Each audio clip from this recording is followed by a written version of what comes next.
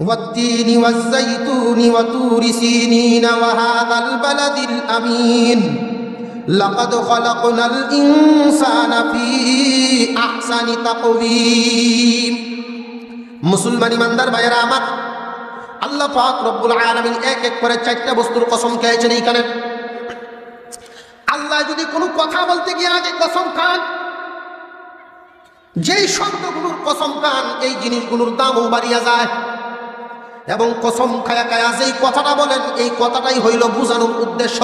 আল্লাহ তাআলা দামি দামি চারটা বস্তুর কসম খায়া তিনি বলেন ওয়াত্তিন ওয়াজ্জাইতুন ওয়া তুরি সিনিন ওয়া হাদাল বালাদিল আমিন। চারটা বস্তুর কসম খাইলেন আল্লাহ পাক। চার বস্তুর কসম খায়া তিনি বলেন লাকাদ খালাকনাল ইনসানা ফি আহসানি তাকওয়িম। নিশ্চয়ই নিশ্চয়ই মানুষকে আমি সুন্দর গঠন দিয়া বানাইলাম। এইখানে আহসান শব্দ দিয়া বোঝাইলেন দুনিয়ার জমিনে যত গঠন দিয়েছেন, দুনিয়ার জমিনে যা কিছু বানাইছেন কোনো কিছু দিয়ে এত সুন্দর করে আল্লাহ পাক বানান নাই।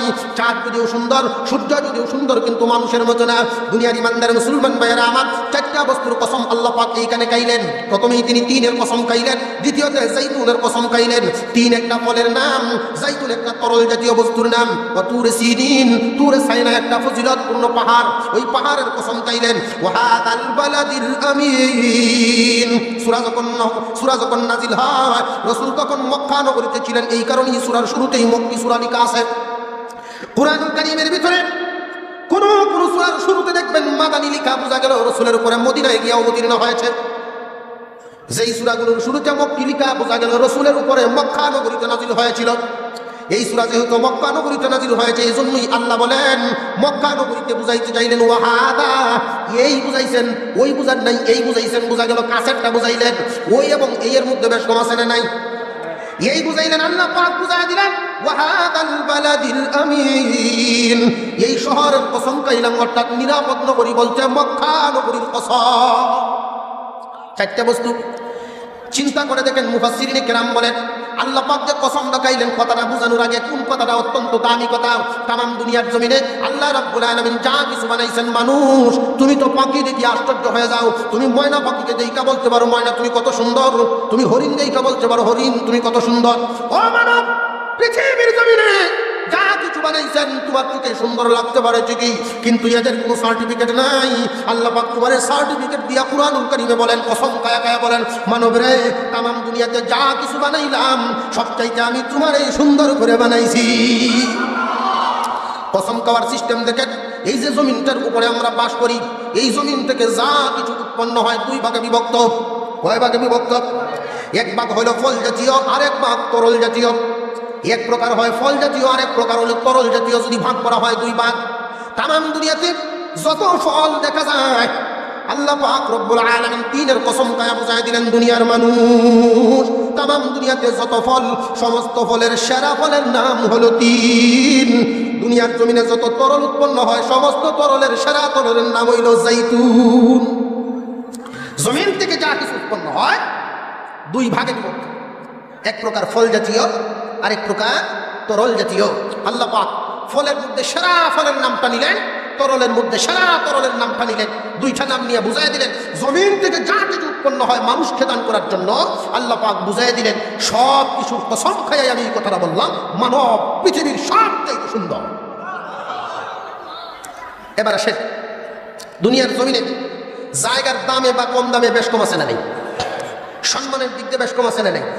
মসজিদের ভিতরের জায়গার দাম বেশি না বাহিরেরটার দাম বেশি? বাথরুমের ভিতরের জায়গার সম্মান বেশি না বাহিরেরটার সম্মান বেশি?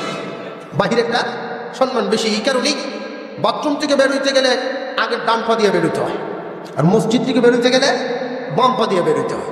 দামি আর কম দামির যদি সিরিয়াল করা হয়, আল্লাহ পাক রব্বুল আলামিন বুঝাই দিলেন তামাম জমিনে সিরিয়াল যদি দিতে যাও, 2 নম্বর সিরিয়ালে হলো তুর সাইনা, 1 নম্বর সিরিয়ালে হলো বালাদিল আমিন। এই দুইটা জায়গার কসম করে আমি আল্লাহ বলি নিশ্চয়ই নিশ্চয়ই তোমাদেরকে আমি সুন্দর করে বানাইলাম।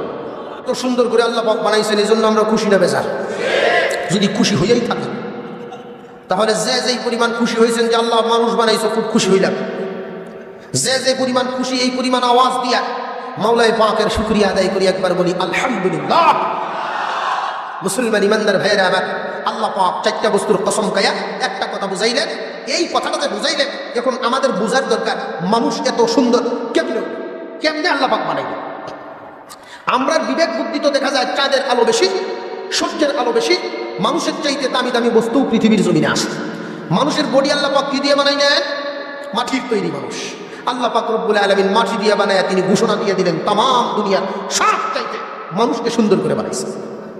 এই আয়াত বুঝার আগে আমরা কয়েকটা কথা বুঝি। এক নম্বরে বুঝবো বিশ্ব কাকে বলে, দুই নম্বরে বুঝবো দুনিয়ার জাহান কাকে বলে, তিন নম্বরে বুঝবো পরকালের জাহান কাকে বলে, এরপরে আরেকটা কথা বুঝবো। মোট 6টা কথা বুঝলে এরপরে মুঠামুঠি বুঝে আসবে আল্লাহ পাক যে কসম খায়া খায়া বুঝাই দিলেন সত্যিই মানুষ কেমনে সুন্দর হয়ে গেল। এই আয়াতের ব্যাপারে মুঠামুঠি একটা বুঝ ধারণা হয়ে যাবে। আল্লাহ পাক রব্বুল আলামিন বুঝাই দিলেন والتين والزيتون وطور سينين وهذا البلد الأمين لقد خلقنا الإنسان في أحسن تقويم। তিনের কসম, জাইতুনের কসম, তুর সাইনা বালাদিল আমিনের কসম। আল্লাহ বলেন নিশ্চয়ই নিশ্চয়ই মানুষকে আমি সৃষ্টির ইশারা সুন্দর করে বানাইলাম। এই 4টা কথার প্রথমটা কি? বিশ্ব কাকে বলে? আমরা তো মনে করি যেই জমিনের উপরে আমরা বসবাস করি এই জমিন পুরাটার নাম বিশ্ব। তামাম দুনিয়া এই যে জমির উপরে বাস করি এই জমি পুরাটার নাম, এই বিষয়টাই আমরা মনে করি। আরে ভাই, এই জমি পুরাটার নাম বিশ্ব না।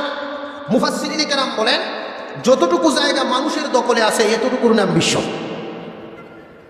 লন্ডন বলেন, আমেরিকা বলেন, কুয়েত বলেন, সৌদি বলেন, এরকম এই বিশ্বের বুকে যতটা দেশ আছে এই দেশের আয়ত্তে মানুষের দখলে যতটুকুন জায়গা এতটুকুন জায়গাকে শুধু বিশ্ব বলা হয়।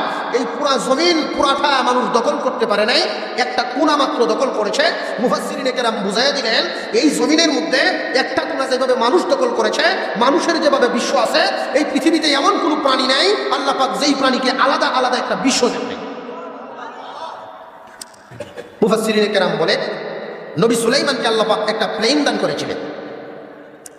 এই আয়াত দিয়ে দলিল দিতে গিয়ে তারা বুঝাইলেন যেই প্লেন নবী সুলাইমানকে আল্লাহ পাক দান করেছিলেন ওই প্লেনটার কিছু বৈশিষ্ট্য ছিল, দুনিয়ার প্লেনের মতো না। দুনিয়ার জমিনের প্লেনটা যদি আসমানে উড়াইতে হয় অবশ্যই কমপক্ষে 2টা ইঞ্জিনের দরকার, মেশিন ইঞ্জিনের প্রয়োজন, পাইলটের প্রয়োজন। যদি জমিনে নামাইতে হয় উপযুক্ত একটা এয়ারপোর্টের প্রয়োজন। কিন্তু সুলাইমান আলাইহিস সালামকে আল্লাহ রাব্বুল আলামিন যেই প্লেনটা দান করেছিলেন কোনো মেশিন বা ইঞ্জিনের দরকার হতো না, তেল বা পেট্রোলের প্রয়োজন হতো না, পাইলটের কোনো প্রয়োজন নাই। জমিনে যদি ল্যান্ড করতে হলে তাহলে এয়ারপোর্টের কোনো প্রয়োজন হতো না। পয়গম্বর সুলাইমান আলাইহিস সালাম ওই প্লেনের উপরে সওয়ার হয়ে যখন বাতাসকে তিনি হুকুম দিতেন ওই বাতাস প্লেনটারে ঠেলায় ঠেলায় এতই দ্রুত গতিতে নিয়ে যাইত। আল্লাহ পাক রব্বুল আলামিন কুরআনুল কারীমের মধ্যে বলেন গুদুহা শাহরুন ওয়া রাওয়াহুহা শাহরুন। সকালবেলায় 1 মাসের পথ, বিকালবেলায় আরো 1 মাসের পথ অতিক্রম করত। এত দ্রুত গতিতে প্লেনের উপরে চড়িয়া উনি উনার বাহিনী নিয়ে এমন একটা দেশে চলিয়া গেলেন যেই দেশটার মধ্যে মানুষের কোনো বসবাস নাই। আল্লাহ পাক রব্বুল আলামিন কুরআনুল কারীমের মধ্যে বলেন হাত্তা ইযা আতাউ আলা ওয়াদিন নামলি। নবী সুলাইমান তার বাহিনী নিয়ে পিপিলিকার উপত্যকায় চলে গেলেন, পিপিলিকার বিশ্বে চলে গেলেন যেইখানে মানুষের কোনো বসবাস নাই, পিপিলিকার বসবাস। মুফাসসিরিনে কেরাম বলেন শুধু পিপিলিকাকে এই বিশ্ব আল্লাহ দান করেন নাই, মানুষকে যেইভাবে একটা বিশ্ব দান করেছেন প্রথম জমিনের মধ্যে, এই জমির আরেকটা কোণার মধ্যে গরুকে একটা বিশ্ব দান করা হয় যেটার মধ্যে শুধু গরুই আছে। আরেকটা বিশ্ব আরেকটা কোণার মধ্যে আল্লাহ পাক রব্বুল আলামিন শুধু হাতি দান করেছেন, এটা মানুষ দেখতে পারে না। মানুষে মাপামাপি করবে দূরের কথা, কোনো মানুষে চিন্তাই করতে পারবে না। প্রথম জমিনটা যে আল্লাহ পাক বানাইলেন কি পরিমাণ বড় করে বানাইলেন মানুষ বুঝতে পারে নাই। আল্লাহ তাআলা এত বিশ্ব বানাই এত বড় জমিন বানাই আল্লাহ ঘোষণা দেন লাকাদ খালাকনাল ইনসানা ফি আহসানি তাকওয়িম। তামাম বিন দুনিয়া না, আমি আমার যত সৃষ্ট জগৎ আছে সমস্ত সৃষ্ট জগতের মধ্যে মানুষকেই শ্রেষ্ঠ সুন্দর করে বানাইলাম। মুসলমান ভাইয়েরা আমার, বিশ্ব চিনলাম, বিশ্ব কারে কয়? এই প্রথম জমিন সারাটার নাম বিশ্ব না, একটা কোণার নাম, একটা কোণার নাম বিশ্ব। মানুষ সারাটা দখল করতে পারে নাই, মাত্র একটা কোণা দখল করেছে। এই কোণাটা দখল করিয়া মানুষের প্রতিযোগিতা দেয় কার চাইতে কে সুন্দর, বাংলাদেশের শ্রেষ্ঠ সুন্দর কোন মানুষটা, আবার ইন্ডিয়ার শ্রেষ্ঠ সুন্দর কোন মানুষটা, এরকম প্রতিযোগিতা আছে না নাই? আর জোরে কোন। বাড়ির থেকে নিয়ে পরিবার থেকে নিয়ে আমাদের পরিবারের মধ্যে কে সবচাইতে সুন্দর, আমাদের পাড়ার মধ্যে কে সবচাইতে সুন্দর, পুরা এলাকার মধ্যে কে সবচাইতে সুন্দর, এইভাবে এলাকার থেকে নিয়ে পুরা থানার ভিতরে যায়, থানার থেকে জেলা পর্যন্ত, জেলা থেকে বিভাগ পর্যন্ত, বিভাগ থেকে পুরা দেশ, দেশ থেকে নিয়ে বিশ্ব পর্যন্ত প্রতিযোগিতা আছে না নাই?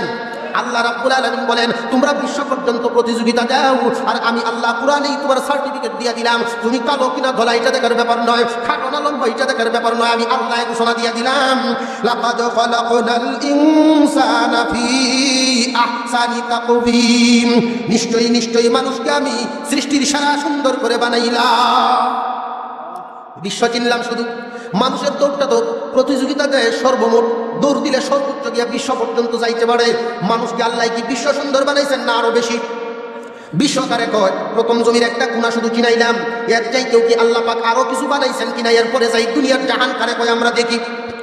দুনিয়ার জাহানের একটা সীমানা আছে মুসলমান, দুনিয়ার জাহানের সীমানা, নিচের দিকেও একটা সীমানা আছে, উপরের দিকেও একটা সীমা আছে।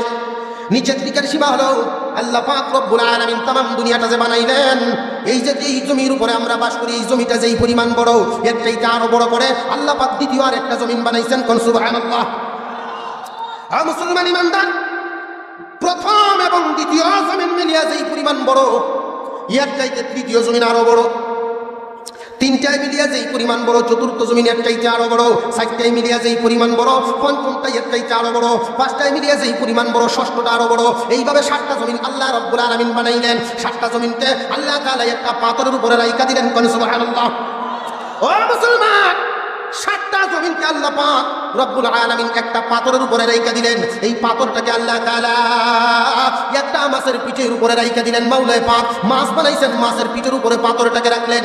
তামাম এই 7টা জমিন একটা পাথরের উপরে, পাথরটা আবার মাছের পিঠের উপরে। মাছটাকে আল্লাহ তাআলা কিছু পানির উপরে রাইখা দিলেন। এই পানিকে আবার একটা প্লেটের মধ্যে ধারণ করা হলো। প্লেটটা না জানি কত বড়।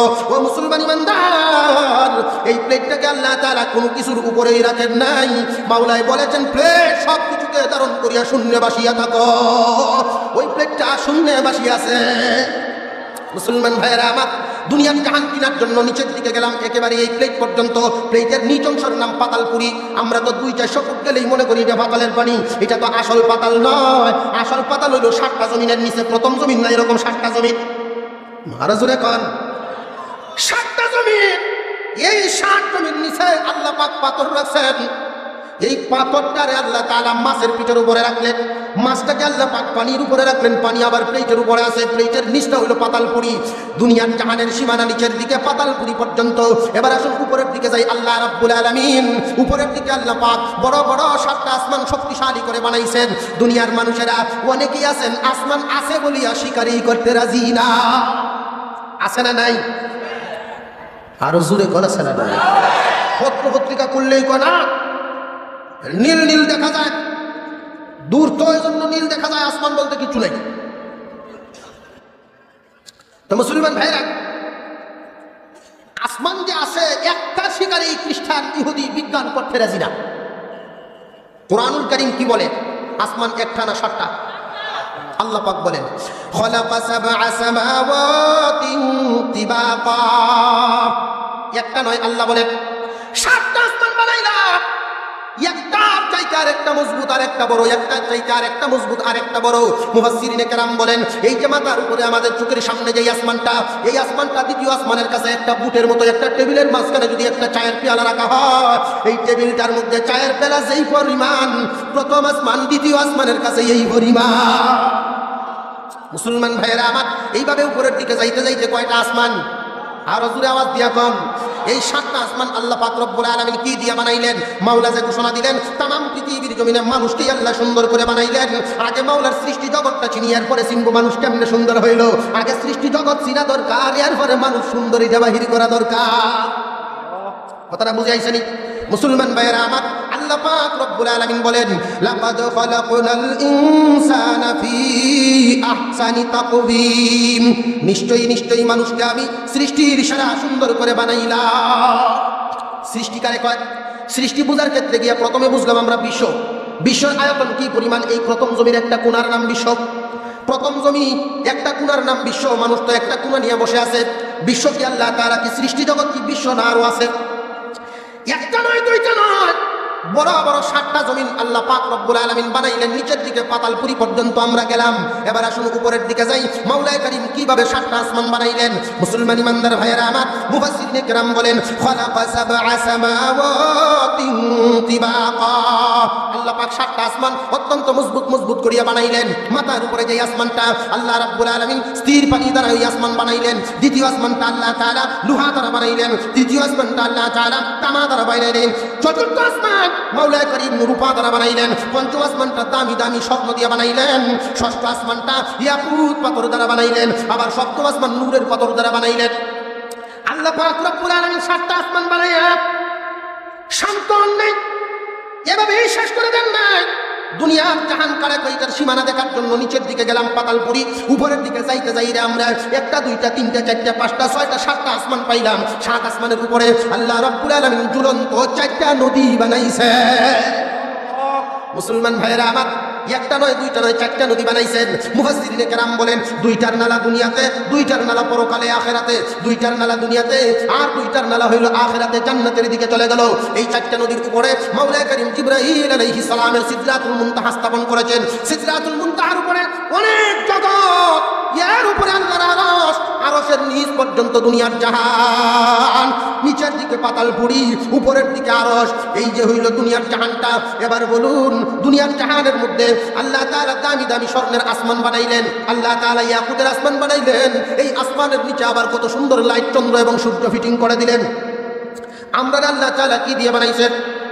আর জোরে কোন, যুক্তি কয় আল্লাহ। বিবেক তো বলতেছে আমরা মাটির তৈরি। এই মাটির তৈরি মানুষটাকে তুমি স্বর্ণের আসমানের চাইতেও কেমনে তুমি দামি বললা, সুন্দর বললা? দুনিয়ার জমিনে দেখা যায় মাটির চাইতে সুন্দর, মাটির চাইতে সুন্দর রূপা এবং স্বর্ণ উভয়টাই, উভয়টাই মাটির চাইতে সুন্দর, ঠিক না বেঠিক? কিন্তু আমার মাওলা বলেন না, ওয়াত্তিনি ওয়াজ্জাইতুনি ওয়া তুরি সিনিন ওয়া হাদাল বালাদিল আমিন লাকাদ খালাকনাল ইনসানা ফি আহসানি তাকওয়িম। আল্লাহ বলেন, ও মানুষ, যদিও তোমাকে আমি মাটি দ্বারা বানাইলাম, তাম পৃথিবীর এই জগতের মধ্যে বহুত কিছু সৃষ্টি করলাম, সুন্দরের কোনো সীমা নাই। একটার চাইতে আরেকটা সুন্দর, আরেকটার চাইতে আরেকটা সুন্দর, আরেকটার চাইতে আরেকটা সুন্দর। আমাদের মাথার উপরে যেই আসমানগুলো চিন্তা করে দেখেন, একটার চাইতে কিন্তু আরেকটা দামি। মাথার উপরে প্রথম আসমানটা স্থির পানি দ্বারা আল্লাহ পাক বানাইলেন। এর চাইতে আল্লাহ আরো শক্তিশালী করে, আরো সুন্দর করে লোহা দ্বারা দ্বিতীয় আসমান বানাইলেন। এর চাইতে দামি বস্তু তামা দ্বারা বানায় দিলেন। এর চাইতে দামি চতুর্থ আসমান রূপা দ্বারা বানায় দিলেন আল্লাহ তাআলা। এর চাইতে দামি পঞ্চম আসমান স্বর্ণ দিয়ে বানাইলেন। তার চাইতে দামি ষষ্ঠ আসমানটা আল্লাহ তাআলা ইয়াকুত দামি পাথর দ্বারা বানাইলেন। আবার সপ্তম আসমানটা আল্লাহ রাব্বুল আলামিন নূরের পাথর দ্বারা বানাইলেন। যতই উপরে যান শুধু দামি দেখা যায়, দামি দেখা যায়। কিন্তু মাওলা বলেন না না, আমি মাটির মানুষকেই তামাম দুনিয়ার সব চাইতে সুন্দর করে বানাইলাম। মুসলমান ইমানদার ভাইয়েরা আমার, বিশ্ব চিরেছিলাম প্রথম জমির একটা কোণার নাম বিশ্ব। আমরা তো প্রতিযোগিতা দেই শুধু বিশ্ব সুন্দর হওয়ার জন্য। আমার মাওলাই বলেন না না, তুমি বিশ্ব সুন্দর না, তুমি দুনিয়ার জাহান সুন্দর। তুমি কি প্রতিযোগিতা দেও বিশ্ব সুন্দর হওয়ার জন্য? তোমারে তো আমি বিশ্ব সুন্দর বানাই নাই। বিশ্বকারে কয় দুনিয়ার জমিনের একটা কোণা। হ্যাঁ মানুষ, এই একটা কোণার সুন্দর হওয়ার জন্য তুমি প্রতিযোগিতা দেও। আমি আল্লাহ তো এই কোণার সুন্দর তোমারে বানাই নাই। আমি আল্লাহ তোমাকে আমি দুনিয়ার জাহান সুন্দর করে বানাইলাম। বিশ্ব চিনলাম, দুনিয়ার জাহান চিনলাম। বিশ্ব কাকে বলে? প্রথম জমির একটা কোণা। দুনিয়ার জাহান করে পাতাল থেকে নিয়ে একেবারে আরশ পর্যন্ত, পাতালপুরীর থেকে নিয়ে আরশে মুআল্লার নিচ পর্যন্ত পুরাটাই দুনিয়ার জাহান। এবার বলুন, বিশ্ব করো না দুনিয়ার জাহান করো? আওয়াজ দিয়ে বলেন। বিশ্বে এবং দুনিয়ার জাহানে যেই পরিমাণ ব্যবধান, দুনিয়ার জাহান আর পরকালের জাহানে এই পরিমাণ ব্যবধান। আরো জোরে কন্যা সুবহানাল্লাহ। এত বড় একটা মাহফিল, সব তাওহীদি জনতা, তাদের জবান দিয়ে যদি মাওলা পাকের পবিত্র শব্দ, পবিত্রতা ঘোষণা করা হয়, আওয়াজটা তো এত দুর্বল হওয়ার কথা না। আল্লাহ পাক রব্বুল আলামিন মাটি দিয়ে বানাইছেন মানুষ, কিন্তু তামাম জাহান সুন্দর বলে ঘোষণা দিয়ে দিলেন। এখন আমাদের আরেকটা কথা বোঝা দরকার। বিশ্ব চিনলাম, দুনিয়ার জাহান চিনলাম, পরকালের জাহানও মোটামুটি চিনলাম। এখন আরেকটা কথা বোঝা দরকার। এই ৪র্থ নম্বর আয়াত কানা বোঝার সুবিধার্থে আল্লাহ তাআলা যে বললেন, আল্লাহ পাক বলেন والتين والزيتون وطور سينين وهذا البلد الأمين لقد خلقنا الإنسان في أحسن تقويم তিনের কসম, জাইতুনের কসম, তুর সাইনা বালাদিল আমিনের কসম, নিশ্চয়ই নিশ্চয়ই মানুষকে আমি সৃষ্টির সেরা সুন্দর করে বানাইলাম। মুসলমান ইমানদার ভাইয়েরা আমার, দুনিয়ার জমিনে যা কিছু আমরা দেখি বা না দেখি, প্রত্যেকটা বস্তু তৈরির আগে কিন্তু তার একটা ফর্মা তৈরি হয়। ফর্মা বুঝেননি? ইট তৈরির আগে কিন্তু এর বক্স তৈরি হয়। বক্সটা যেমন হয় ইটটাও তেমন হয়।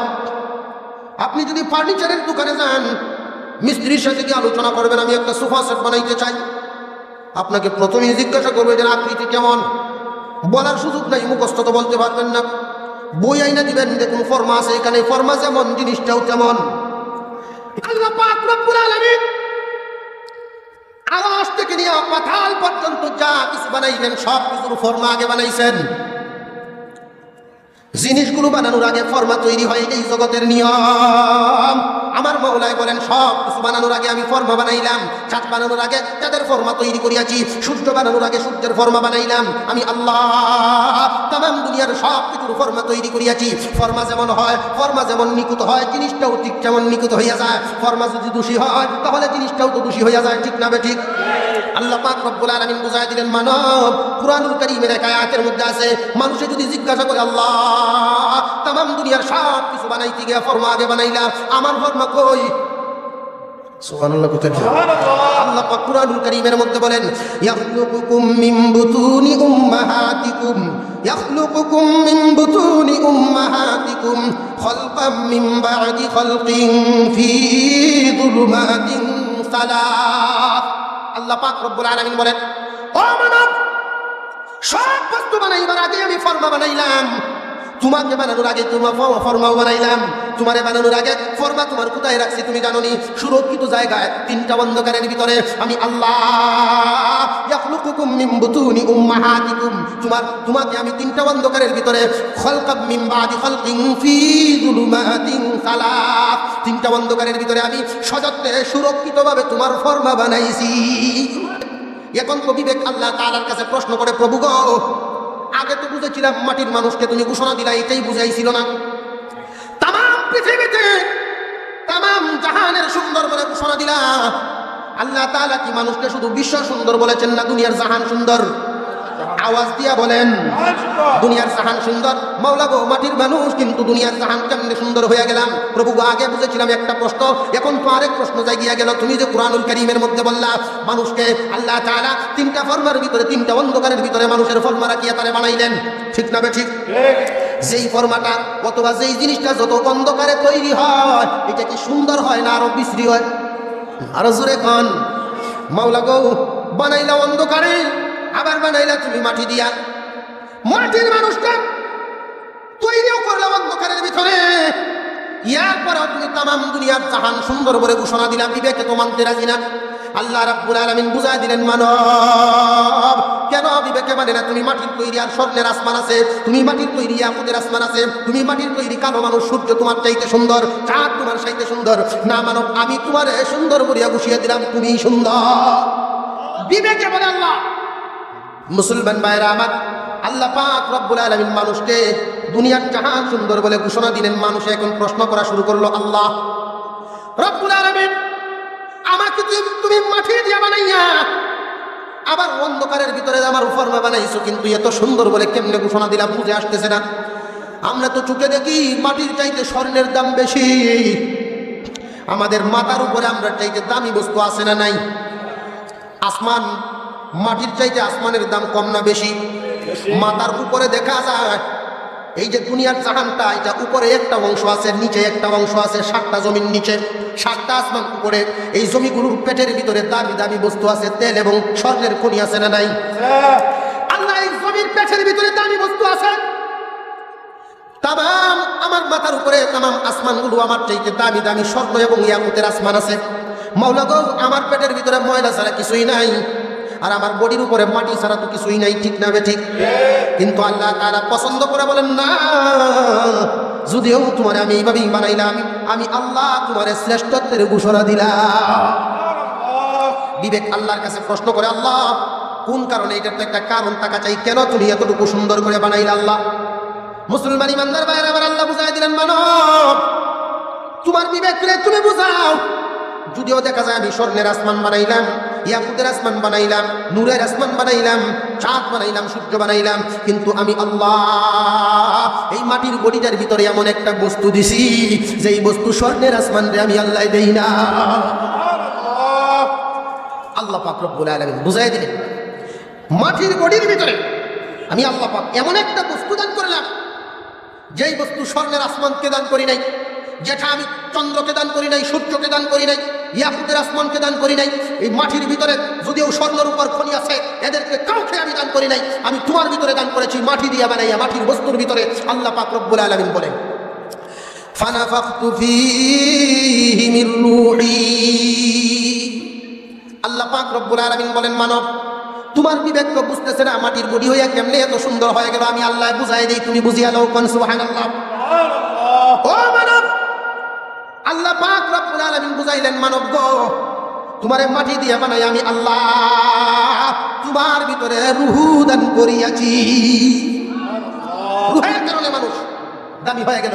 চাঁদ বানাইছেন আল্লাহ পাক আলোকিত করে, কিন্তু চাঁদে রূহ নেই। আছে মহারাজুরে কোন আছে? মুসলমান ইমানদার ভাইরা আমার, আল্লাহ পাক রব্বুল আলামিন একটা কারণে মানুষকে সুন্দর বলেছেন। কি এটা?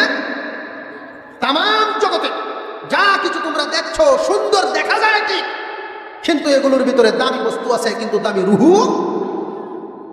এখন আবার মুফাসসিরিনে কেরাম প্রশ্ন বসায় দিলেন, রূহের কারণে যদি মানুষ সৃষ্টির সেরা সুন্দর হয়ে থাকে, রূহ তো আরো সৃষ্টি জগতের মধ্যে আছে, ঠিক না বেটা? পিঁপড়ার ভিতরে রূহ আছে না নেই? গরুর মধ্যে? প্রশ্ন জাগলো তো আবার, বিবেক তো শুধু জানতে চায়, আমরা জানার দরকার আছে না নাই? আরো জোরে কোন। আল্লাহ পাক রব্বুল আলামিন বুঝায় দিলেন তামাম দুনিয়ার মানব জাতিকে, ও মানব আমি তোমাকে মাটি দিয়ে বানায়া দামি বলে ঘোষণা দিলাম, শ্রেষ্ঠ সুন্দর বলে ঘোষণা দিলাম রূহের কারণে। তুমি আবার প্রশ্ন বসায় দিলাম, রূহ তো আরো জাতির আছে, কেমনে আমি সুন্দর এবং দামি হয়ে গেলাম, কেমনে আমি সুন্দর হলাম? মানব আল্লাহ পাক বুঝায় দিলেন, ও মানব তোমার বডির আকৃতি আর অন্যান্য প্রাণীর বডির আকৃতি একটু তাকায়া দেখো, আমি আল্লাহ কত সুন্দর করে তোমারে বানাইলাম। অন্যান্য প্রাণী দেখবেন এইভাবে আমরা যেভাবে বাঁকাইতে পারি, এইভাবে অন্যান্য যে কোনো প্রাণী বাঁকাইতে পারে না। যেমন উদাহরণস্বরূপ আমাদের ঘাড় যেমনি সামনে পিছনে নিতে পারি, গরু জীবনে ঘাড়টা তার পিছনে নেওয়ার শক্তি রাখে না। যারো জোর এখন আসেনি। মাওলানা করিম বলেন, তোমার বডির আকৃতি আমি এমন সুন্দর করে বানাইলাম, তামাম পৃথিবীর জমিনের যত প্রাণী আছে সমস্ত প্রাণী যদি খাদ্য খায়, খাদ্যের কাছে সে মাথা সহ নিয়ে নুয়াইতে হয়। আর আমি আল্লাহ তোমার বডির আকৃতি এমন ভাবে বানাইলাম, খাদ্যের কাছে তোমার মাথাটা আমি ঝুঁকাই না, খাদ্যকে তোমার মুখ পর্যন্ত পৌঁছানোর ব্যবস্থা করে দিলাম। আকার আকৃতির দিক দিয়ে তুমি সুন্দর। আর একটা দিক থেকে দেখুন, মানব জাতিকে আল্লাহ তাআলা শরীরের মধ্যে অঙ্গ প্রত্যঙ্গ দান করেছেন, অন্যান্য প্রাণীদেরকে আল্লাহ তাআলা অঙ্গ প্রত্যঙ্গ ঠিকই দান করেছেন। যেমন ধরেন সমস্ত অঙ্গের মধ্যে একটা অঙ্গের নাম জিহ্বা, এই জিহ্বা অন্যান্য প্রাণীরও আছে না নাই? আরো জোরে কোন। গরুরও জিহ্বা আছে, মানুষেরও জিহ্বা আছে। এই জিহ্বার মধ্যে কুদরতি আল্লাহ রাব্বুল আলামিন জন্মগত একটা গুণ দিয়া থাকেন, এই গুণটার নাম হলো কুওয়াতে যায়কা, স্বাদ গ্রহণ করার শক্তি। মজা এবং বেমজা উভয়টা বুঝার জন্য স্বাদ শক্তিটা আল্লাহ তাআলা জিহ্বায় দান করেন। এটা কি শুধু মানুষকেই না, আরো প্রাণীরা দিয়েছেন। কথাটা বুঝাইতে পারবো। এই স্বাদ শক্তি, মজা বেমজা বুঝার শক্তিটা, এটা শুধু মানুষের না, আরো প্রাণীর আছে। দেখবেন গরুর সামনে যদি এমনি সাদা সিধে পানি দেন, ওইটা যেভাবে পান করে, লবণ লালি আরো বহুত কিছু আছে, ভুসি খৈল এরকম জাতীয় যদি মিশাইয়া দেন, সাধারণ পানির চাইতে আরো বেশি খায়, ঠিক না বেশি? এতে বোঝা গেল মজা বেমজা আপনি যেমন বুঝেন আপনার জিহ্বা দিয়া, সেও তেমন বুঝে তার জিহ্বা দিয়া, ঠিক না বেশি? কুওয়াতে যায়কা নামক যে শক্তিটা, এটা আপনার যেমন আছে তারও বিবেকে জিগায়, আল্লাহ তুমি তো বলছো আমি সৃষ্টির সেরা সুন্দর, রূহের কারণে তুমি আমার সুন্দর বলছি না, রূহ তো আরো আছে, দেখা যায় ওরারও রূহ আছে, কেমনে সুন্দর হইল? আল্লাহ বলেন অঙ্গ প্রত্যঙ্গের দিয়া। তো অঙ্গ প্রত্যঙ্গ তুমি আমারে যেমন দিলা, অন্যান্য প্রাণীরাও এমনই দিলা। আমার অঙ্গে যেমন গুণাবলী আছে, তাদের অঙ্গেও আছে না নেই? আল্লাহ পাক বুঝাই দিলেন, মানুষ তোমার এক একটা অঙ্গে আমি আল্লাহ পাক এক একটা এমন বৈশিষ্ট্য রাখলাম, যেই বৈশিষ্ট্য অন্য কোনো প্রাণীকে দান করি নাই। 2-4-5 জন সুবহানাল্লাহ কয়, বাকিরা কি শুকরিয়া আদায়ের দরকার নেই? যদি থাকে, মাওলা কি খুশি করার জন্য? মাওলা যে নিখুঁতভাবে সুন্দর করে বানাইছেন, এই ইঞ্জিনিয়ার আল্লাহ পাকের এই নিখুঁততার জবাব দেওয়া দরকার। মাওলারে খুশি করার জন্য পবিত্রতা স্বীকার করি, চিৎকার দিয়া বলি সুবহানাল্লাহ। মুসলমান ইমানদার ভাইয়েরা আমার, আল্লাহ পাক রব্বুল আলামিন বান্দাকে বুঝায় দিলেন, মানুষ আমি তোমাকে যে সুন্দর বলে ঘোষণা দিলাম এটা এমনি না। যদিও তুমি দেখো গরুর মধ্যে জিহ্বা আছে, এই জিহ্বার ভিতরে তোমার মতো স্বাদ গ্রহণ করার মতো শক্তিও আমি আল্লাহ দান করেছি, কিন্তু মানব ওই জিহ্বার ভিতরে তোমাকে এমন একটা গুণ দিলাম যেই গুণটা অন্য কোনো প্রাণীকে দান করি নাই। আল্লাহ তাআলা কুরআনুল কারীমে সূরা রহমানের মধ্যে বলেন, আর রহমানু আল্লামাল কুরআনা খালাকাল ইনসান আল্লামাহুল বায়ান। আল্লাহ পাক রব্বুল আলামিন বলেন, মানব तमाम পৃথিবীর সকল প্রাণীকুল তাদের অঙ্গ প্রত্যঙ্গে গুণাবলী ঠিকই দিলাম, কিন্তু তোমার বৈশিষ্ট্য আলাদা বানাইয়া দিলাম। তোমার জিহ্বার মধ্যে আমি আল্লাহ কথা বলার শক্তি দিয়া দিলাম। এই কথা বলার শক্তি কি আরো কোনো প্রাণীর আসেনি? একমাত্র কাদেরকে দিলেন? মানুষকে। আরো জোরে কোন? মানুষকে। আল্লাহ রাব্বুল আলামিন ঘোষণা দিলেন, যে এই ঘোষণা কি মোটামুটি বুঝে আইতেছে নি? ওয়াত-তিনি ওয়াজ-যাইতুনি ওয়া তুরি সিনিনা ওয়া হাযাল বালাদিল আমিন। তিনের কসম, জাইতুনের কসম, দামি দামি দুইটা বস্তুর কসম। ওয়া তুরি সিনিনা ওয়া হাযাল বালাদিল আমিন, দামি দামি শ্রেষ্ঠ দুইটা জায়গার কসম। কেমন শ্রেষ্ঠ জায়গা? তুরে সাইনার উপরে মুসা আলাইহিস সালাম তো জুতা নিয়ে উঠতে চাইলেন। কথাটা বুঝাইছেনি? কথাটা বুঝাইছেনি মুসলমান ইমানদার ভাইয়েরা আমার? মুসা আলাইহিস সালাম জুতা নিয়ে উঠতে চাইলেন, জায়গাটা কেমন দামি। আল্লাহ তাআলা বলেন, ফাখলা'না আলাইক ইন্নাকা বিল ওয়াদিল মুকদ্দাসি তুয়া। আল্লাহ পাক রব্বুল আলামিন বলেন, ও পয়গম্বর, জুতাগুলো খুলে ফেলুন, এটা এমন জায়গা, এটা পবিত্র একটা উপত্যকা, এখানে জুতা খুলে আসুন, আপনি জুতা নিয়ে আসবেন না। এতে বোঝা গেল জুতা নিয়ে পবিত্র জায়গা যাওয়ার নাই, এটাই তো বোঝা যায়। অথচ আমাদের নবী করিম সাল্লাল্লাহু আলাইহি সাল্লাম জুতা নিয়ে তো নামাজও করছেন, ঠিক না বেঠিক? এখনো যদি কেউ জুতা পাক থাকে, জুতার উপরে দাঁড়ায় নামাজ পড়ে, নামাজ হইব না? হইতো না, হবে। তো মুসা আলাইহিস সালামকে এখানে না করার কারণটা বোঝার দরকার আছে। না করার কারণ, পৃথিবীর জমিনে কিছু মরা প্রাণীর চামড়া আছে, আর আমরা কুরবানি করার পরে, জবাই করার পরে যেই চামড়া হয়, চামড়ার অবস্থাটা ভিন্ন। মনে করেন কুরবানির পশুর চামড়া, আমাদের হালাল ভাবে জবাই করার পশুর চামড়া, ওই চামড়ার হুকুম একটা, মরা মৃত নিজে নিজে মরছে, আল্লাহ পাক মারছে যেগুলো, এইগুলোর চামড়ার হুকুম আর একটা। যেমন চামড়া দিয়ে আপনি ইচ্ছা করলে কুরআনুল কারীমের কবর বানাতে পারেন, চামড়া দিয়ে ইচ্ছা করলে আপনি জায়নামাজ বানাতে পারেন, চামড়া দিয়ে ইচ্ছা করলে ব্যবহারের পাটি বানাতে পারেন, চামড়া দিয়ে ইচ্ছা করলে বিছানার পাটি বানাইতে পারেন, ঠিক না ঠিক? কিন্তু নামাজের জায়নামাজ যদি বানাতে হয়, কুরআনুল কারীমের কবর যদি বানাতে হয়, এখানে পুরাপুরি শর্ত হলো, জুতা পায়ে দিয়া যদি নামাজ পড়ার মতো জুতা বানাইতে হয়, তাহলে ওই জীবিত যেগুলো আমরা জবাই করি, ওই হালাল প্রাণীর চামড়া লাগবে। মুসা আলাইহিস সালামের পায়ে ওই দিন যে জুতাগুলো ছিল, এটা মৃত প্রাণীর জুতা। সুবহানাল্লাহ কইবেন না? এই জন্য আল্লাহ পাক না করছে। পবিত্র উপত্যকা খুলে আসেন, নইলে জুতা নিয়ে তো যাওয়া যায় না। করার কারণটা কি? কারণটা ওইটা, পবিত্র পাহাড়, চারটা বস্তুর কসম খায় আল্লাহ পাক রব্বুল আলামিন বুঝাই দিলেন, লাকাদ খালাকনাল ইনসানা ফি আহসানি তাকওয়িম। নিশ্চয়ই নিশ্চয়ই মানুষকে আমি সৃষ্টির সেরা সুন্দর করে বানাইলাম। আল্লাহ পাক রব্বুল আলামিন মানুষকে কি সৃষ্টির সেরা সুন্দর করে যে বানাইলেন, ওই মানুষ কি শুধু বিশ্ব সুন্দর না দুনিয়ার জাহান সুন্দর? জাহান সুন্দর। আমি একটা বিষয় আপনাদের দিকে তাকাইয়া অনুমান করতে পারতেছি, ওইটা হইল আমার আলোচনার প্রতি আপনাদের মনোযোগটা একবারই কম। করার তো কিছু নাই। আমাদের আজকের যিনি প্রধান মেহমান, উনি স্টেজে আসার আগ পর্যন্ত আমার থাকতে হবে মাইকে। উনি স্টেজে আগ পর্যন্ত আসা, স্টেজে যতক্ষণ না আসবেন ততক্ষণ আমি ছাড়তে পারবো না। আমার কাছে চিঠি এসে, এখন আপনারা কি করেন যে হুজুর মনোযোগ তো হইতেছে না, আমি ছেড়ে দিব? তাহলে 1 নম্বর শর্ত হইল আপনারা মনোযোগের দিকে দিতে হবে। ঠিক বে ঠিক, হ্যাঁ না বলিয়া আমাকে সহযোগিতা করতে হবে। উনি দাওয়াত রাখছেন, আমাদের পর্যন্ত এখনো এসে পৌঁছেন নাই, তিনি স্টেজে আসবেন। যদিও আমাদের পর্যন্ত পৌঁছেন নাই, তাহলে ওইদিকে সাইনে দেখা যাইব। যখন আমাদের পর্যন্ত পৌঁছবেন সরাসরি স্টেজে আসবেন এবং নির্ধারিত টাইম মতো উনি চলে আসবেন। এখন আরো ওইদিকে দেখতে হইব না, সরাসরি এখানে দেখবেন।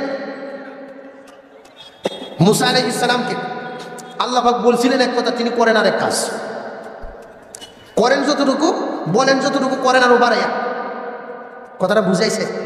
এজন্য রসুলকে আল্লাহ বলেছিলেন, ও বন্ধু, দোস্ত আমার, মানুষের অভ্যাস হইল একটু তাড়াহুড়ো করা। বাসে উঠলো, বাসে উঠে ওই মাথার থেকে ওই মাথা, ওই মাথার থেকে ওই মাথা হাঁটাহাঁটি করতেছে। তার একজনের জায়গায় কি ব্যাপার, আপনি বাসের ভিতরে বসবেন, হাঁটেন কে? আমার তাড়াতাড়ি পৌঁছতে হইব।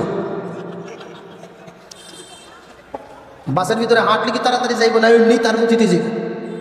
আরো জোরে কন, আমাদের প্রধান মেহমান যিনি আজকে, উনি তার গতিতেই এখানে আসবেন, নাকি আমরা তাড়াহুড়ো করলে আসবে? আরো জোরে কন। তাহলে তাড়াহুড়ো করার তো কিছু নাই। যেই সূরা নিয়ে আমরা আলোচনা শুরু করলাম, আমি আমার ক্ষুদ্র জ্ঞান অনুযায়ী আলোচনা করতেছি, আপনাদের কিছুটা বুঝাইতেছে কি? এই সূরার ভিতরে আয়াত সংখ্যা কত? আওয়াজ দিয়া কন, 8খানা আয়াত। বুঝার সুবিধার্থে প্রথমে আমরা কয় ভাগে ভাগ করেছিলাম? 2 ভাগে। প্রথম ভাগে বুঝেছিলাম একটা বিষয়, দ্বিতীয় ভাগে বুঝবো আরেকটা বিষয়। এই প্রথম ভাগের বিষয়টা মোটামুটি একটা ধারণা আসছে কিনা? আল্লাহ পাক রব্বুল আলামিন তামাম দুনিয়াতে যা কিছু বানাইছেন সব কিছুর চাইতে মানুষ যে শ্রেষ্ঠ সুন্দর, এটা বুঝাইছে কিনা?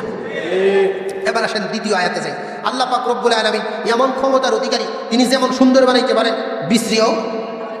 আরো জোরে কর। এটার একটা নমুনা, এটার একটা উদাহরণ কইল, মানুষ একটা নির্দিষ্ট কাল পর্যন্ত শুধু সুন্দরী হইতে থাকে, ঠিক না বেঠিক? যদি জিজ্ঞাসা করেন, ভাই আপনার বয়স কত? যতদিন পর্যন্ত সুন্দর হওয়ার সিরিয়াল আছে, এতদিন শুধু খালি বয়স কমাইতেই চায়। যদি বয়স হয় 35, কয় 33, যদি হয় 30, কয় 25, ঠিক না বেঠিক? যেই মাত্র সুন্দরের সিরিয়ালটা পার হইয়া ও সুন্দরের দিকে যাইতে থাকে, আস্তে আস্তে চামড়া ঢিল হইতে থাকে, দাড়ি চুল ফাঁকতে থাকে। এখন হয় পারে কি, যদি হয় 45, 55, পরে শুধু বাড়ায়, ঠিক না বেঠিক? আরো জোরে কোন, ঠিক না বেঠিক? এটা হলো আমাদের অভ্যাস। আল্লাহ পাক এই উদাহরণ রেখে বুঝাই দিলেন, মানব, আমি এমন রব, আমি সেই আল্লাহ, সুন্দরও করতে পারি, বেসুন্দরও করতে পারি। আল্লাহ পাক বুঝাই দিলেন। দ্বিতীয় চাইরাতে আমরা বুঝবো যে এই বিষয়টা আল্লাহ পাক এত সুন্দর করে আমাদেরকে কেন বানাইলেন, বানানোর কারণটা কি? মুসলমান ইমানদার ভাইয়েরা আমার, আল্লাহ রাব্বুল আলামিন তামাম দুনিয়ার জগৎ সুন্দর করে বানাইলেন। এই ইহ জগৎ সুন্দর করে আমাদেরকে বানাইলেন। চাঁদ সুন্দর না মানুষ সুন্দর? আরো জোরে আওয়াজ দিয়া কন। সূর্যের চাইতেও মানুষ সুন্দর, স্বর্ণের আসমানের চাইতেও মাটির মানুষটাই সুন্দর। আল্লাহ পাক রব্বুল আলামিন এত সুন্দর করে বানায়া তিনি আবার নতুন নতুন করে আবার ঘোষণা দিলেন আরেক সূরায়। তিনি বলেন, মানব গো, আমি তোমাকে সুন্দর বানায়া শুধু সারিয়া দেই নাই, এমন 3টা নিয়ামত তোমাকে আমি দান করলাম, যেই 3টা নিয়ামত আর কোনো প্রাণীকে আমি দান করি নাই। আল্লাহ তাআলা বলেন, ওয়ালাকাদ কাররামনা বানি আদম وحملناهم في البر والبحر ورزقناهم من الطيبات। আল্লাহ পাক রব্বুল আলামিন বলেন, ও মানব, তোমাকে আমি সৃষ্টি করিয়া তুমি যে কোনো ধর্ম পালন করো, তুমি যে কোনো জাতিতে জন্মগ্রহণ করো না কেন, সুন্দরভাবে সুন্দর এটা দেখার ব্যাপার না তুমি কি মানব জাতি কিনা। মানব জাতি যদি হইয়া থাকো, আমি আল্লাহ তামাম দুনিয়ার সমস্ত কিছুর উপরে তোমারে সম্মানী বানাইলাম।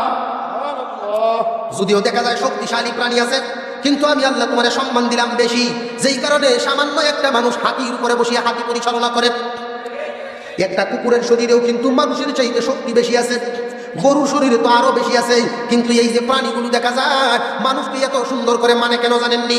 আল্লাহ রাব্বুল আলামিন তামাম দুনিয়ার সব প্রাণী কানে কানে জানায় দিলেন, ও প্রাণীকুল, এই যে মানুষগুলো আমি বানাইলাম, পছন্দ করে বানাইলাম, এদেরকে সৃষ্টির সেরা সুন্দর করে ঘোষণা দিলাম, আমি আল্লাহ জানাইয়া দিলাম, তামাম দুনিয়াতে যা কিছু বানাইছি সব চাইতে আমি এদেরকে সম্মান দান করিলাম। আল্লাহ সম্মান দিয়েছেন, এই জন্য কিন্তু তোমরা মানে, নইলে গরু তোমাদেরকে মানার কথা না। এখন জিজ্ঞাসা করতে পারেন, হুজুর, বাঘ দেখে তাহলে মানুষের কেন ডরায়? ঠিক না ঠিক? বাঘের দ্বারা মানুষ যাইবনি। যদি সম্মান মানুষের বেশি হইতো, তাহলে বাঘে তো তার ডরানির কথা। মুসলমান ভাইরা আমার, যদি মানুষ হয় ঠিকই বাঘে তারে ডরায়, কিন্তু মানুষ তো মানুষ নাই, এমন নজির দুনিয়ার জমিনে বহু আছে। সিলেটের জমিনে একজন লোক ছিলেন, তার নাম মুশাহিদ আহমদ পায়ামপুরি রহমতুল্লাহি আলাইহি। দেওবন্দ থেকে যখন তিনি আসলেন, আইসাই মাদ্রাসা করার উদ্দেশ্যে তিনি একটা এলাকা ভাড়া নিলেন, সরকারের কাছ থেকে লিজ নিলেন। পাহাড়ি এলাকায় তিনি গম বুন করবেন। গম ছিলেন তো ছিলেন, গম চাষ করবেন। এই টাকা দিয়ে তিনি মাদ্রাসা প্রতিষ্ঠা করবেন। এলাকার লোকেরা বললেন, হুজুর করেন কি? এইখানে গম আপনি চাষ করতে পারবেন না কেন? পাহাড়ি গরু আইসা, বন্যা গরু আইসা সব খেয়ে ফেলবে, আপনার এগুলো করতে দিবে না। হয় আমি করতেছি, আল্লাহর রাস্তে হিফাজত করার মালিক আল্লাহ। এই পরিপূর্ণ একজন মানব, ফেরেশতার গুণে গুণান্বিত মানুষ। মানুষকে আল্লাহ তাআলা কয়েকটা গুণ দিয়ে বানাইছেন। মানুষের মধ্যে কুকুরের স্বভাব আছে, মানুষের মধ্যে শুকরের স্বভাব আছে, আরো অনেকটি গুণাবলী। এর মধ্যে আরেকটা হলো ফেরেশতার গুণাবলী আছে। কুকুরের স্বভাব দেখবেন, সে শুধু পুরা একটা মরা গরু দেখলে একলাই খাইতো, আরেক কুকুর সহ্য করতে পারে না। অথচ পুরা গরু খাওয়ার মতো ক্ষমতা এর আসেনি। আধা কেজি গ্রহণ করবে না, এর যে ফেট, ঠিক না বেঠিক? কিন্তু দেখবেন একটা হাড় মুখে দিয়া আরেকটা কুকুরকে দৌড়ায়, যেই মাত্র তাকায় দেখে আরেকটা আসছে, ওইটারেও দৌড়ায়। যার শক্তি বেশি ওই অন্য অন্য কুকুরদেরকে দৌড়ায়, কিন্তু গরু খাওয়ার ক্ষমতা তার নাই। ঠিক তেমনি ভাবে এই জাতীয় স্বভাবের মানুষগুলো চায় তামাম দেশটা তার পেটের ভিতরে ঢুকাইয়া দিত, আর কাউকে বন্টন দিবে না। দুই নাম্বার হলো শুকরের স্বভাব। যদি দেখা যায়, শুকর দেখবেন হালাল জিনিস সে পছন্দ করে না, সবসময় হারামের দিকে যাইতে চায়। যেই মানুষটা হারামের দিকে তার চক্ষু বেশি যায়, নারীর দিকে চোখ যাইবে পরনারীর দিকে, হারামের দিকে সব সময় তার চক্ষু বেশি যায় হালালের তুলনায়, তাহলে বোঝা গেল শুকরের চরিত্রটা তার মধ্যে প্রভাবান্বিত করেছে। আরেকটা হলো ফেরেশতা সুলভ ব্যবহার। ফেরেশতার চরিত্র যদি তার মধ্যে দেখা যায়, সবগুলো জলাঞ্জলি দিয়া ভালো মানুষের রূপান্তরিত হয়ে যাবে। ওই মানুষের অধিকারী, ফেরেশতা সুলভ ব্যবহার অধিকারী মুশাহিদ আহমদ পায়ামপুরি আল্লাহর কাছে দোয়া করেন, প্রভু গো, ওই জায়গাটা তোমার হিফাজত দিয়ে গেলাম। আল্লাহ তাআলা হিফাজত করেন নিলেন। সুবহানাল্লাহ। কেমনে জানেননি? গমের চারাগুলো যখন এই পরিমাণ বড় হলো, গরু খাওয়ার যোগ্য, যেই মাত্র পাহাড়ি গরুগুলো আসা শুরু হয়ে গেল, পাহাড় থেকে আল্লাহ পাক রব্বুল আলামিন দুই দিকে দুইটা বাঘ নামায়া দিলেন। এই দুইটা বাঘ জমিটার চতুর্দিক দিয়া ঘুরে। এখন কি আর কোনো গরু আসবে নি? বাঘ দেখলে গরু সিলেট যায়, সিলেট। যেই মাত্র পাকার সময় হয়ে গেল, বাঘের ছুটি তিনি কাটিয়া নিয়ে গেলেন। খেদমতের নমুনা দুনিয়াতে আছে না নাই? মানুষ যদি হইতে পারো, বাঘের সেবাও পাইতে পারো। আর জুড়ে কোন মুসলমান, আল্লাহ তাআলা সব চাইতে তোমারে সুন্দর বানাইছেন এবং সম্মানও দান করিয়াছেন। দুই নাম্বার নিয়ামত হলো, আল্লাহ বলেন, ওয়ালাকাদ কাররামনা বানি আদম ওয়া হামালনাহুম ফিল বাররি ওয়াল বাহরি। আমি আল্লাহ তোমাদেরকে জলে এবং স্থলে তোমাদের জন্য যানবাহনের ব্যবস্থা করিয়া দিলাম।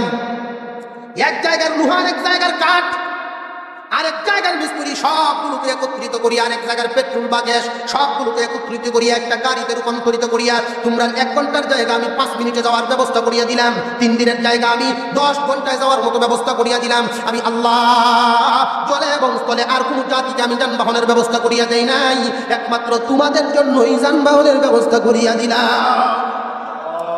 গাড়ি তৈরি করিয়া ফ্যাক্টরিওয়ালায় কিন্তু টাকা ঠিকই পাওয়া গেল, মিস্ত্রিও কিন্তু তার বিল পাওয়া গেল, যেই ড্রাইভার আপনাকে বহন করলো উপযুক্ত ভাড়াও সে পাওয়া গেল। কিন্তু আমার মাওলাই বলেন, ও দুনিয়ার মানুষ, আমি এক জায়গার লোহার, এক জায়গার কাঠ, যেই বস্তু দিয়া মানুষে বানাইছে তারা ঠিকই পাইলো, কিন্তু বস্তুগুলো যে আমি দিলাম, আমারে কি দিলাম? মুফাসসিরিনে কেরাম বলেন, সেই বান্দা ওই যানবাহনে উঠার সময় বিসমিল্লাহির রহমানির রহিম পড়বে, যানবাহন থেকে নামার সময় মাওলার শুকরিয়া আদায় করবে, আলহামদুলিল্লাহি রাব্বিল আলামিন। মাওলাই বলেন, আমি আমার বাড়া হয়ে গেলাম। ওয়ালাকাদ কাররামনা বানি আদম ওয়া হামালনাহুম ফিল বাররি ওয়াল বাহরি ওয়া রাযাকনাহুম মিনাত তাইয়্যিবাত। আল্লাহ বলেন, तमाम দুনিয়ার জমিনে সব প্রাণীদেরকে আমি খাওয়াই, কিন্তু তোমাদের মতো না। এত সুন্দর খাদ্য আমি কাউকে দান করি নাই, তোমাদেরকে উত্তম খাদ্য দান করলাম। অন্যান্য প্রাণীর মতো তোমাদেরকে দান করি নাই, তোমরা উত্তম খাদ্য দান করলাম। আল্লাহ তাআলা উত্তম খাদ্য বলতে আমাদেরকে কি খাওয়ান? আমাদেরকে তো তিনি গোশত খাওয়ার ব্যবস্থা করিয়ে দিয়েছেন। মুরগিকে আমরা বানাইলাম না, মাওলায়। জোরে আওয়াজ দিয়ে বলেন, কে দিলেন? জোরে আওয়াজ দিয়ে বলেন, আল্লাহ। মাওলা পাকের নামটা মুখ ভরিয়া দিল থেকে উচ্চারণ মোহাব্বতের সাথে বলেন, আল্লাহ। মুসলমান ইমানদার ভাইয়েরা আমার, মাওলা করিম সব ব্যবস্থা তোমাদের জন্য করে দিলেন, শুধু মাওলার নাম নিলেই আল্লাহ খুশি হইয়া যায়। গোশতের ব্যবস্থা করে দিলেন, মাছের ব্যবস্থা করে দিলেন, নদী ভরা মাছ আল্লাহ তাআলা তোমাদের জন্য প্রজন্ম দিতেছেন, খাও। এই মৃত জমিনটাকে জীবিত করিয়া শাক সবজির ব্যবস্থা করে দিলেন। মুফাসসিরিনে কেরাম বলেন, দেখা যায় তো গোশত শুধু আমরা খাই না, বাঘেও তো গোশত খায়। মাছ তো শুধু আমরা খাই না, তিমি মাছেও মাছ খায়। শাক সবজি জাতীয় সবজি শ্যামল বিষয়াদি আমরা শুধু খাই না, এগুলো তো গরু ছাগল হরিণেও খায়। তাহলে আল্লাহ তাআলা শুধুমাত্র আমাদেরকে উত্তম না দিলেন কেমনে? এই বন্টন যদি তারেরও দিয়ে দিয়েছেন, প্রশ্ন জাগেনি? বুঝে আইতেছেনি কিছু? আল্লাহ পাক রব্বুল আলামিন বুঝাই দিলেন, মানব যদিও দেখা যায় তোমরা যেভাবে গোশত খাও ওই গোশত তারাও খায়, তোমাদের মাছ তারাও ওই মাছ খায়, তোমরা যেভাবে শাক সবজি খাও অন্যান্য প্রাণীরাও খায়, কিন্তু তোমাদের মতো উত্তম ভাবে এদেরকে খাওয়াই না। তাকায় দেখো, তোমার গোশত আর মাছ শাক সবজির সাথে সুন্দর উত্তম ভাবে খাওয়ানোর জন্য আমি আল্লাহ পেঁয়াজ রসুন আদা মরিচের ব্যবস্থা করিয়া দিলাম। উত্তম দিলেন, মাওলায় ঘোষণা দিলেন। প্রথম 4 আয়াতে বললাম মানব জাতিকে আল্লাহ শ্রেষ্ঠ সুন্দর করলেন, শ্রেষ্ঠ নিয়ামত দিলেন, কথা বুঝে আইছেনি? এখন দ্বিতীয় 4 আয়াতের মধ্যে আল্লাহ বুঝাইতে চাইছেন এত সুন্দর করে বানানোর কারণ। প্রথমে আমি বললাম দুনিয়ার জমিনে আল্লাহ পাক কিছু নমুনা রেখেছেন মাওলার ক্ষমতা বোঝানোর ক্ষেত্রে, যে ও মানুষ তোমাকে আমি সুন্দরও করতে পারি, বিশ্রীও পারি। বড় বড় পালোয়ান যাদের ধমকে জমির তরফর করে, সেই মানুষগুলো আস্তে আস্তে দুর্বল হইতে হইতে এমন দুর্বল হয়ে গেছে বিছানার থেকে উঠার ক্ষমতা নাই, 3 জনে দাঁড় করাইতে হয়। আছে না? এই ক্ষমতাবান মানুষগুলোর ক্ষমতা কোথায় গেল? এত সৌন্দর্য কোথায় হারিয়ে গেল? যে সমস্ত মহিলা মা বোনেরা সৌন্দর্যের বাহাদুরি মানুষের সামনে লেলায়া বেলায় চলেন, হারাম কাজ করছেন, এই সৌন্দর্য কয়দিন ঠিকবে? কে আপনার দিকে তাকাবে তখন? কিন্তু আল্লাহ পাকের লানতের তখতায় তো নামটা উঠায় দিলেন, জাহান্নামের খাতায় তো নামটা উঠায় দিলেন। যুবক, চেহারার মধ্যে তুমি শুধু শেভ মারো, শেভ মারতেছ, কয়দিন থাকবে এই শেভ? কয়দিন থাকবে? নির্দিষ্ট একটা সময় যখন যাবে তুমি তখন দাড়ির পিছনে দৌড়বা। ওই সময় যদি মাওলায় তোমার মুখে দাড়ি না দেয়, সামরা কুচ হয়ে যায়, দাড়ি নাই, দেখবে কেমন দেখা যায়, পুরো বানরের মতো মনে হয়। ঠিক না ঠিক?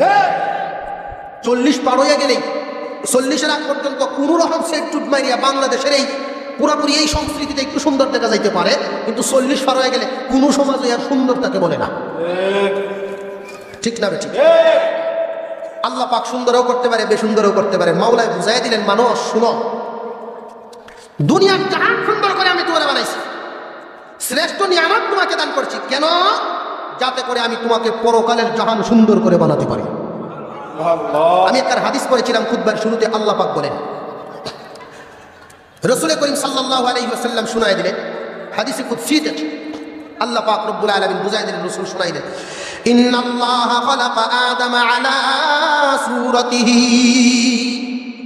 আল্লাহ পাকের যত পছন্দ সবচাইতে সেরা পছন্দের আকৃতি দিয়া মানুষ বানাইছেন। সুতরাং এই পছন্দের আকৃতি দিয়া মানুষ বানাইয়া এই আকৃতি দিয়া আবার জাহান্নামে তিনি দিবেন না। মানব আকৃতি নিয়া কোন মানুষকে আল্লাহ তাআলা জাহান্নামে দিবেন না। তাহলে দিবেন কোন আকৃতিতে? আল্লাহ তাআলা এটাই বুঝাই দিলেন, তোমাকে আমি যেইভাবে সুন্দর বানাতে পারলাম, আমি মাওলাই এই আকৃতি পাল্টাইয়া তোমারে আমি বিশ্রীও বানাতে পারবো। সুম্মা রাদাদনাহু আসফালা সাফিলিন। অবস্থাটা হয়ে যাবে এমন, 2 দল মানুষ হবে কিয়ামতের কঠিন ময়দানে। একদল মানুষ যেইভাবে এই দুনিয়ার জাহান সুন্দর, চাঁদের চাইতেও সুন্দর, স্বর্ণের আসমানের চাইতেও সুন্দর, এই একদল মানুষগুলো পরকালে যখন গমন করবে, এই মানুষগুলো পরকালে গিয়া পরকালের জাহান এমনকি হুরের চাইতেও সুন্দর হইয়া যাইব।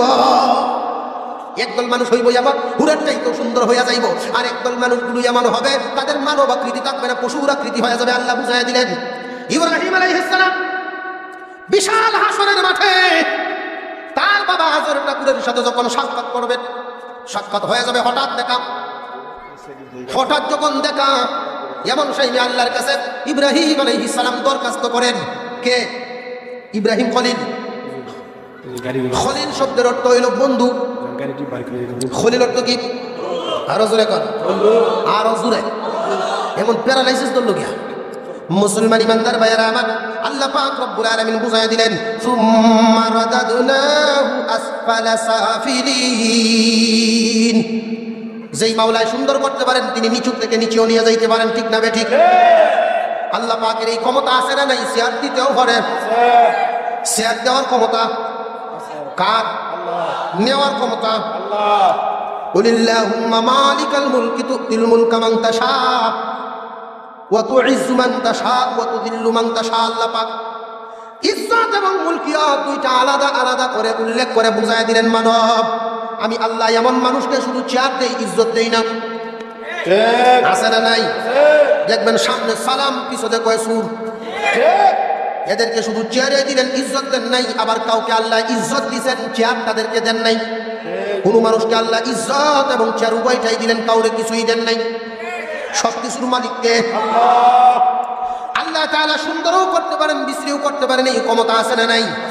ইব্রাহিম আলাইহিস সালাম আল্লাহর কাছে বলেন, প্রভু গো, আমার বাবার সাথে দেখা হয়ে গেছে, যদিও কাফির, তারে কি মাফ করে দিলে হয় না?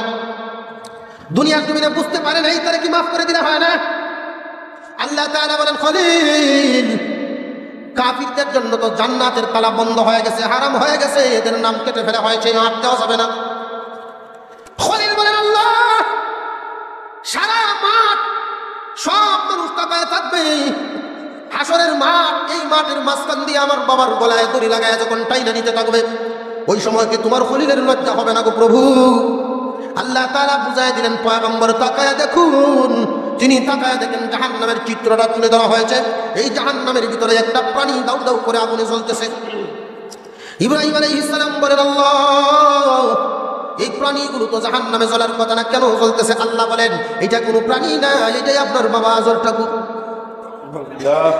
মানব আকৃতি দিয়ে আল্লাহ পাক পৃথিবীর জমিনে পাঠাইলেন, দুনিয়ার জাহান সুন্দর করে তোমারে বানাইলেন, দুনিয়ার জাহান সুন্দর করে বানাইলেন, এত সুন্দর নিয়ামত দিলেন। আল্লাহ রাব্বুল আলামিন শুধু এতটুকুই বললেন, তোমরা দুইটা জিনিস যদি সাথে নিয়ে আসতে পারো, আমি আল্লাহ যেইভাবে দুনিয়ার জাহান সুন্দর করে বানাইলাম, পরকালেরও জাহান সুন্দর করে বানাইব। এই দুইটা জিনিস কি? এক নাম্বার, আল্লাহ বলেন, ইল্লাল্লাযীনা আমানু ওয়া আমিলুস সলিহাত।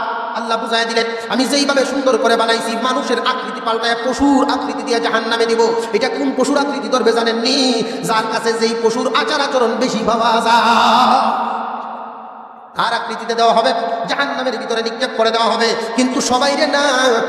আবু বকরের আকৃতি কি পরিবর্তন হওয়ার মতো নাকি? চিৎকার দিয়ে বলেন, উমরের আকৃতি পরিবর্তন হবে নাকি? কাদের আকৃতি পরিবর্তন হবে না? আল্লাহ তাআলা বুঝায় দিলেন, মুমিন বান্দারা চিন্তার কোনো কারণ নাই। আল্লাহ বলেন, ইল্লাল্লাযীনা আমানু ওয়া আমিলুস সলিহাত। আল্লাহ পাক রব্বুল আলামিন বুঝায় দিলেন, তারা নয় যাদের কাছে দুই গুণ। এক নাম্বার, যারা আল্লাহর উপরে ঈমান আনলো, অর্থাৎ ঈমানদার, যারা ঈমান পাইছে না ঈমান আনছে। পাওয়া ঈমান নিয়ে কিন্তু, পাওয়া যে ঈমান, ওয়ারিশান সূত্রে যে ঈমান, এই ঈমান নিয়ে কিন্তু জান্নাতে যাওয়া যাবে না। এটা মুনাফিকি হয়ে যায়। কথাটা বুঝাইছে নি? আরে ভাই, ডাক্তারের করে জন্ম নিলেই কি ডাক্তার হওয়া যায় নাকি? ঠিক তেমনি ভাবে তুমি যদি মুসলমানের করে জন্ম হওয়ার পরেই যদি মনে করো আমি মুসলমান হয়ে গেলাম, না না, তাহলে নূহ আলাইহিস সালামের ছেলে কেনান তাহলে কাফির হইত। তুমি যদি এই চিন্তা করো, আমি তো মুসলমানের ঘরে জন্ম নিলাম, আর এই দুনিয়ার জমিনে দেখা যায় ইহুদি এবং খ্রিস্টানদের পা চাটা শুরু করে দিলা, মসজিদে যাও ঠিকই, কিন্তু ইসলামের বিরুদ্ধেও বড় বড় কথা কও। আছে না নাই এমন মানুষ? আলেমদেরকে দেখলেই কপাল খুশ হয়ে যায়। মাদ্রাসা মসজিদের নাম শুনলেই মনে জানি কেমন জানি শয়তানে দর্শে বোঝা যায়। আছে না নাই? কিয়ামতের কঠিন ময়দানে এদেরকে মুনাফিক বলে আখ্যায়িত করা হবে। দুনিয়ার জমিনে যদি দেখা যায়, তোমার এই ওয়াজ মাহফিলগুলো দেখলে ভালো লাগে, মসজিদ মাদ্রাসা দেখলে ভালো লাগে, তুমি নিজেই বুঝতে পারবা তোমার ঈমান আইছে। আর যে ঈমান বাবার ঘর থেকে পাইছো, এই ঈমান নিয়ে বড়াই করার না, ঈমান আনা। আল্লাহ তাআলা বলেছেন, ঈমান আনেছে যারা, ঈমান পাইছে যারা, এই কথা বলেন নাই। আল্লাহ বলেন, ইল্লাল্লাযীনা আমানু ওয়া আমিলুস সলিহাত। দুইটা গুণ ঈমান আনার পরে নেক আমল শব্দ। নেক আমল বলতে কাকে বোঝায়? নামাজ রোজা হজ জাকাত, নামাজ রোজা হজ জাকাত এটাই সীমাবদ্ধ নয়। নেক আমল, তুমি যদি হাসি দিতে, হাসিটা দেও, এটাও সুন্নত তরিকায় যদি হয়, এটাও নেক আমল। অর্থাৎ আল্লাহকে খুশি করার উদ্দেশ্যে রাসূলের তরিকায় যা করবা সব নেক আমল। কথা বুঝাইছে নি? আল্লাহর রাস্তে, আল্লাহকে খুশি করার জন্য রাসূলের তরিকায় না নিজের তরিকায়, কোন পীরের তরিকায়? মুসলমান ভাইয়েরা আমার, এই দুনিয়ার জমিনে বহু মানুষ এমন আছে, কয় নামাজ একটা হলেই হয়। এটা কি রাসূলের তরিকা না শয়তানের? এই জগৎ নাকি শুনলাম বাবের রহমত আছে। এটা কি বাবের রহমত না বাবে গজব? মুসলমান ভাইয়েরা আমার, এই সমস্ত শয়তানের পাল্লায় না পড়িয়া নিজের আমল ঠিক করার চেষ্টা করেন, রসুলের আকৃতিতে রসুলের তরিকা মতে আমল ঠিক করেন। দুনিয়ার জমিনে আল্লাহ তাআলা মানুষ বানাইছেন একমাত্র আল্লাহর ইবাদতের জন্য, আর সমস্ত নবী পাঠাইছেন সেই ইবাদতের ট্রেনিং দেওয়ার জন্য। কথাটা বুঝাইছেন? তাহলে তো নবী দেওয়ার কোনো প্রয়োজন ছিল না। মানুষ বানাইছেন ইবাদতের জন্য, আর নবী পাঠাইছেন ইবাদতের পদ্ধতি শিক্ষা দেওয়ার জন্য। যারা সেই পদ্ধতি শিক্ষা দেওয়া পদ্ধতিতে ইবাদত করবে, সে যদি বাথরুম ব্যবহার করে এটাও নেক আমল, সে যদি খানা খায় এটাও নেক আমল, সে যদি ঘুম যায় এটাও তার নেক আমলে পরিণত হয়ে যায়। কয়টা সম্পদ? একটা হইলো ঈমান আর একটা হইলো নেক আমল। এই দুইটা সম্পদ নিয়ে যারা কিয়ামতের দিন যাবে হাসরের মাঠে, হাসরের মাঠটা তো ভাই এমন একটা হালত হবে, ওইটাই আর একটা অধিবেশন দরকার। চতুর্দিকে থাকবে জাহান্নাম নামক নদী, এই নদীর উপরে ফুলসিরাত। বিশ্ব নবী ম্যাপ করে দিলেন ফুলসিরাতের অবস্থাটা কেমন হবে। চুলের চাইতে চিকন হবে, অন্ধকার হয়ে যাবে অমাবস্যা রজনীর চাইতেও বেশি। মুসলমান ভাইরা আমার, ওই দিন সব মানুষ তো আর খুঁজিয়া পাবে না, রাস্তা পাবে না। আল্লাহ তাআলা যখন হুকুম দিবেন যাও যাও জান্নাতের দিকে যাও, তখন সব ছুটাছুটি সরা শুরু করে দিবে। অনেক মানুষ ছুটিয়া ছুটিয়া জাহান্নামের ভিতরে নিক্ষেপ হয়ে যাবে। যাদের কাছে আলো আছে তারাই শুধু খুঁজিয়া পাবে। আলো কাদের কাছে আছে জানেননি? আল ঈমানু নূরুন আল ইসলামু নূর। আল্লাহু আকবার। আলো আছে যাদের কাছে, লাইট ছাড়া কি অন্ধকারে কিছু খুঁজিয়া পাওয়া সম্ভব নেই? আরো জোরে এখন সম্ভব? লাইট ছাড়া খুঁজিয়া পাওয়া সম্ভব না, কিন্তু রাসূল হাদিসের মধ্যে বলেছেন লাইটের আবার প্রকৃতি আছে। ওই যে ফুলসিরাত পানি দিবে, সব মানুষ এক মাপের না। ওই দিনের অবস্থাটা হবে, আমল যেমন থাকবে, ইলম যেমন থাকবে, ঈমান এবং আমল যেমন, তার গতিটা ওই দিন হয়ে যাবে তেমন। 30,000 বছরের রাস্তা হয়ে যাবে 30,000 মাইল লম্বা হয়ে যাবে। এই 30,000 মাইল লম্বা রাস্তাটা পুরো মানুষ চলে যাবে, হামাগুড়ি দিয়ে যাইতে হবে। তার ঈমানের গতিটা হলো, রাসূল বলেন মাত্র বৃদ্ধাঙ্গুলির আগার মধ্যে তাদের সামান্য ঈমান আছে। কোনো রকম কমে আবার কোনো রকম জ্বলে, কোনো রকম কমে আবার কোনো রকম জ্বলে। এমন মুমিন দুনিয়াতে আছে না নাই? মাঝে মাঝে মুমিনের কথাও কয়, মাঝে মাঝে ইসলাম এমনি ঈমান বাড়ে, আবার মাঝে মাঝে কমে। এই অবস্থা আছে না নাই? রাসূল বলেন এদের অবস্থাটা হবে, এরা বৃদ্ধাঙ্গুলির উপরে ভোট দিয়া দিয়া কোনো রকম দেইকা দেইকা যাইতে পারবে। আরেকদল থাকবে ইয়ার চাইতে কিছু বেশি আমলদার, এদের অবস্থাটা হবে এরা হাঁটার গতিতে যাইতে পারবে, আরেকদল যাবে দৌড়ের গতিতে, আরেকদল যাবে ঘোড়া দৌড়ানোর গতিতে, কেউ যাবে উটের গতিতে, কেউ যাবে বাতাসের গতিতে, কেউ আবার চোখের পলকে ফুলসিরাত পাড়ি দিয়া চলিয়া যাইব। মুসলমান ভাইয়েরা আবার, ওই দিন একদল মুনাফিকেরা দুনিয়ার জমিনে যেইভাবে যা কিছু করতো, ওই দিন কিয়ামতের দিন ডাকবে, ও হুজুর কিরাতি মাহফিলে যে আপনাদের সাথে দেখা হইছিল মনে আসেনি? ওই দিন যে দেখা হইছিল, আজকে দিয়ে আমরা ফুলসিরাত থইয়া জানগা লইয়া যান, থইয়া জানগা দি লইয়া যান। আল্লাহ পাক রব্বুল আলামিন ঘোষণা দিবেন, যাও তোমরা বাতি লইয়াও, বাতি ছাড়া তো পথ নাই। সারা হাসর বুঝবে কিন্তু বাতি মিলবে না। কেন জানেননি? দুনিয়ার জমিনে যেইভাবে তোমরা ইহুদি খ্রিস্টানের কালচার পছন্দ করতা, ইহুদি খ্রিস্টানের পোশাক আশাক পছন্দ করতা, নাম লেখাইছো মুসলমান, কাজ করো ইহুদির। এরা জাতিগত আসল মুমিন না মুনাফিক? চিৎকার দিয়া বলেন কি এরা মুনাফিক। যদি আলেমদের কথা পছন্দ হয় না, অন্য ধর্মীয় মানুষদের কথা পছন্দ হয়, মুসলমানের কালচার এদের ভালো লাগে না, অন্য ধর্মের কালচার ভালো লাগে, রাসূল বলেন দেখ ভাই এরাই মুনাফিক। দুনিয়ার জমিন থেকে যারা দুইটা সম্পদ নিয়ে যাইতে পারবে, আল্লাহ রাব্বুল আলামিন বলেন এদেরকে কিয়ামতের দিন আমি আল্লাহ ওই জাহান্নামের উপর দিয়া ফুলসিরাত পাড়ি দিয়া ওইখানে নিয়ে যাব। ওইখানে জান্নাতের সামনে নিয়ে আল্লাহ পাক দুইটা ঝর্ণা স্থাপন করাই দেন। একটার পানি যদি পান করায় তার ভিতরের ভয়ভীতি সব চলিয়া যাইবে, আর একটার পানি দিয়া যদি গোসল দেওয়ায় আল্লাহ পাক রব্বুল আলামিন ওই মানুষের বডিটারে কেমন করবেন জানেননি? ওই যে আগের আয়াতের মধ্যে আল্লাহ বলেছেন দুনিয়ার জাহান সুন্দর করে মানুষ বানাইছেন, দুইটা সম্পদ নিয়ে ফুলসিরাত পাড়ি দিয়া যদি ওই পারে যাইতে পারো, আল্লাহ পাক রব্বুল আলামিন ঝর্ণার পানি দিয়া গোসল দেওয়ার সাথে সাথে তুমি পরকালের জাহান সুন্দর হইয়া যাইবা। গোসল দেওয়ার সাথে সাথেই তোমার বডি হবে আদম আলাইহিস সালামের বডির মতো, 60 হাত লম্বা, 7 হাত প্রশস্ত। 2 নাম্বার নিয়ামত দেওয়া হবে, গোসল দেওয়ার সাথে সাথে রং হয়ে যাবে, তোমার এই কালো রং থাকবে না, তোমার এই খাটো অবস্থা থাকবে না। আল্লাহ পাক রব্বুল আলামিন 2 নাম্বার গুণটা দিবেন ইউসুফ আলাইহিস সালামের সৌন্দর্যের মতো। 3 নম্বরে তোমার কণ্ঠটা হয়ে যাবে এত মায়াবী কণ্ঠ রে, তোমার কণ্ঠটা হয়ে যাবে হযরত দাউদ আলাইহিস সালামের কণ্ঠের মতো। তোমার বয়সটা হয়ে যাবে ঈসা আলাইহিস সালামের যেই বয়সটা 33 বছরের মতো তোমার বয়স হয়ে যাবে। তোমার চরিত্র হয়ে যাবে বিশ্ব নবী মুহাম্মদুর রাসূলুল্লাহর চরিত্র। এত গুণান্বিত করে দিবেন একমাত্র মুমিন বান্দাদেরকে। মুসলমান ভাইয়েরা আমার, এই সূরার ভিতরে আল্লাহ পাক 2টা জিনিস বুঝাই দেন। 1 নম্বর কথা হলো মানব সৃষ্টির সেরা সুন্দর, এই সৌন্দর্যের ধারাবাহিকতা দুনিয়া পর্যন্তই থাকবে। আর যদি তুমি ঠিক রাখতে চাও। আল্লাহ তুমি আমার যেইভাবে সকল সৃষ্টির সারা সুন্দর বানাইছো, এই আকৃতি আর পাল্টাইও না। আকৃতির ধারাবাহিকতা ঠিক রেখে সুন্দর বাড়াইয়া বাড়াইয়া তুমি হুরের চাইতেও সুন্দর করে বানাইবা। হাসরের মাঠে মানুষ হুরের চাইতেও বেশি সুন্দর হয়ে যাবে। কয় গুণের অধিকারীরা? সব মানুষ না, 2 গুণের অধিকারী যারা, 2টা গুণের অধিকারী যারা, একমাত্র তারাই হাসরের মাঠে তাদের সুন্দরের ধারাবাহিকতা ঠিক রেখে জান্নাতে প্রবেশ করতে পারবে। আর যাদের কাছে ঈমান এবং আমল থাকবে না, ঈমান আমল ছাড়া যদি কবরে এই কাফনের প্যাকেটের ভিতরে ঢুকে যাও, তাহলে কিন্তু কপাল পুরা হয়ে গেলা, জান্নাতের নসিব তোমার হবে না। আকৃতি পরিবর্তন করে তোমাকে জাহান্নামে দেবে। জুড়ে এখন নাউযুবিল্লাহ।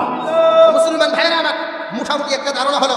আমি আপনাদের সামনে সূরাত 3-এর আলোচনা যতটুকু পেরেছি করলাম। আমাদের প্রধান আকর্ষণ তো এসে গেছে। তো এর আগে আমি আপনাদের সাথে কয়েকটা কথা বলতে চাই। আপনারা দেখেছেন আজকের এই মাহফিলটা খিরাটি বাজার বাইতুল মামুর জামে মসজিদ কমিটির উদ্যোগে। এই মসজিদ কমিটি বাইতুল মামুর জামে মসজিদকে, এই মসজিদ বাইতুল মামুর যেই নামটা দেওয়া হলো, এই নামে 7 আসমানের উপর একটা